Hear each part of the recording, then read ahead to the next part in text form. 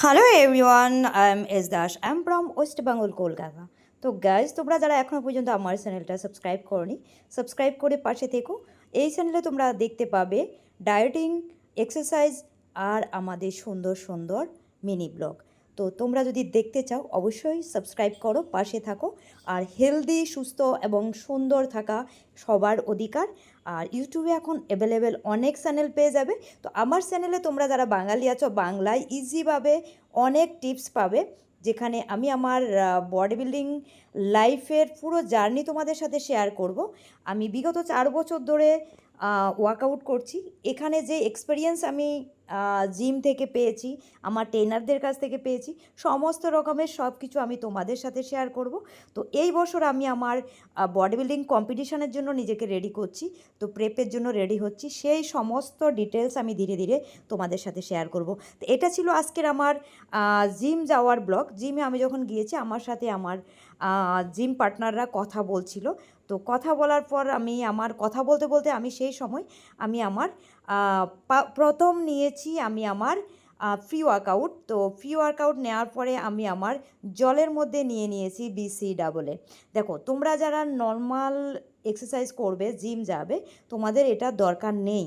আমি right now body building করছি, ওই জন্য আমার একটু এক্সট্রা পাওয়ার, এক্সট্রা এনার্জির দরকার। ওই কারণে আমি এগুলো এক্সট্রা করে নিচ্ছি। আর যারা বডি বিল্ডিং করে তাদেরকে হেভি ওয়েট লিফট করতে হয়, কারণ মাসল স্ট্রেংথ বাড়ানোর জন্য, মাসল গ্রোথ বাড়ানোর জন্য। তো ওই কারণে করতে হয়। আর তোমরা যারা শুরুর দিকে করবে, তোমাদের অত হেভি ওয়েট লিফট একদম করতে হবে না। অবশ্যই জিম যাবে, সুস্থ থাকবে, সুন্দর থাকবে, হেলদি খাবার খাবে, পরিবারের সবাইকে ভালো রাখবে। দেখো, আমরা যদি সুস্থ থাকি, আমাদের পরিবারের মানুষ যদি সুস্থ থাকে, এতে করে আমাদের অনেক টাকা বেঁচে যায়। সেই টাকা দিয়ে আমরা সেভিংস করতে পারি, নিজের শখ পূরণ করতে পারি। এবার দেখো, সুস্থ থাকার জন্য হেলদি খাবার যখন আমরা খাবো, তখন একটু খরচ তো অবশ্যই হবে। যখন তোমার কোনো রোগ হবে, তুমি কোনো অসুস্থ হয়ে যাবে, সেই মুহূর্তে তুমি যখন ডাক্তারের কাছে যাবে, তখন কিন্তু তোমার অনেক টাকা খরচ হবে। একটু ভেবে দেখো তো। তো ডাক্তারের কাছে যখন যাবে, তোমার অনেক টাকা খরচ হবে, আর তার সাথে সাথে তোমার টাইম নষ্ট হবে, তুমি নিজে কষ্ট পাবে। তো তার থেকে বরং জিম যাও, এক্সারসাইজ করো, হেলদি খাবার খাও। তো জিমে গিয়ে আমি প্রি ওয়ার্কআউট নেওয়ার পরে আমি ওয়ার্ম আপ করে নিচ্ছি। জিম যে কোনো এক্সারসাইজ তুমি বাড়িতে বসেও তুমি করতে পারো। তো এক্সারসাইজ শুরুর আগে এই ফ্রি হ্যান্ড এই এক্সারসাইজগুলো তোমরা অবশ্যই করে নেবে, কারণ আমাদের বডি পার্টসগুলোকে মুভমেন্ট ঠিকঠাকভাবে নাড়াচাড়া করে আমরা একটুখানি ফ্রি করে নিলে, আমরা যখন কোনো ওয়েট লিফট করব বা কোনো এক্সারসাইজ করব, তখন হঠাৎ করে লেগে যাওয়ার আর চান্স থাকে না। তো আমি আজকে চেস্ট এক্সারসাইজ করেছি। তো ওই কারণে আমি প্রথম আমি তোমাদের সাথে শেয়ার করছি আমার পুশ আপ। তো পুশ আপ আমি 20টা মেরেছি, 3 সেট মেরেছি। তো তোমরা যারা ভাবো যে তোমাদের বেস্টের সাইজ ঝুলে গেছে, বা অনেক বড় সাইজ বা ছোটো সাইজ, তোমরা সবাই এই পুশ আপটা করতে পারো। আমাদের হার্ট হেলথের জন্য, আমাদের চেস্টের জন্য অনেক অনেক বেশি উপকার এই পুশ আপ। তো পুশ আপ প্রথম অবস্থায় তোমরা পুরো পারবে না, হাফ পোর্শানে করবে। তোমরা যদি আমাকে কমেন্টস করো, তাহলে হাফ পোর্শানে পুশ আপ কী করে মারে সেটা আমি ক্লিয়ার ভিডিও বানিয়ে তোমাদেরকে শেয়ার করব। তারপরে আমি নিয়েছি বেঞ্চ প্রেস, যেটা বারবেলে নিয়েছি। তো এখানে আমি শুরু করেছি প্রথম 10-10, আর এই বারবেলটা আছে 20, 10-10-20, আর তার সাথে এটা 20, টোটাল 40 দিয়ে আমি শুরু করেছি। তো 40 দিয়ে শুরু করার পর আমি এরপরে আরও 5 বাড়িয়েছি, আড়াই আড়াই করে 2টো প্লেট অ্যাড করেছি। তো প্রথম সেটে আমি মেরেছি যত সম্ভব 15টা মেরেছি। 15টা করে আমি 3টা সেট কমপ্লিট করেছি। সেকেন্ড সেট আমি মেরেছি, দুই দিকে 10-এর সাথে আরও আড়াই আড়াই অ্যাড করেছি, সেটাও আমি 12টা মেরেছি।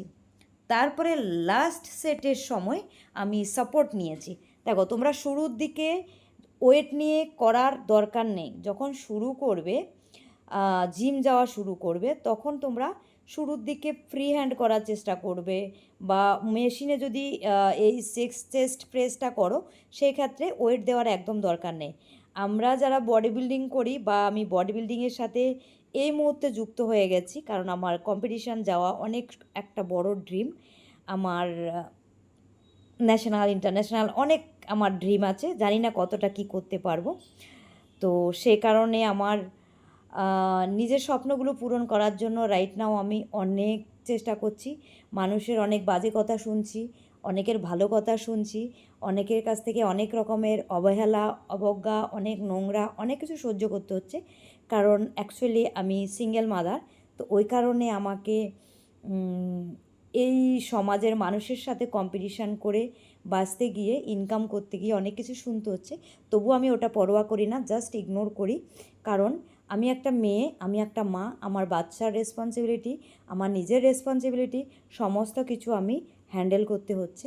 তো ওই কারণে কে কী বললো আমি এসব মাথায় নিই না। আমার টার্গেট শুধু আমার কম্পিটিশান যাওয়া আর আমার বাচ্চাকে ভালো রাখা। তো লাস্ট সেটটা আমি দুদিকে 15-15 করে 30 লাগিয়েছিলাম আর বারবেলটা 20, টোটাল 50 দিয়ে লাস্ট সেটটা মেরেছিলাম, তার জন্য সাপোর্ট নিয়েছিলাম। তারপরে এখানে আমি 3 সেট মেরেছিলাম। এটা আমি মেরেছিলাম 12টা করে।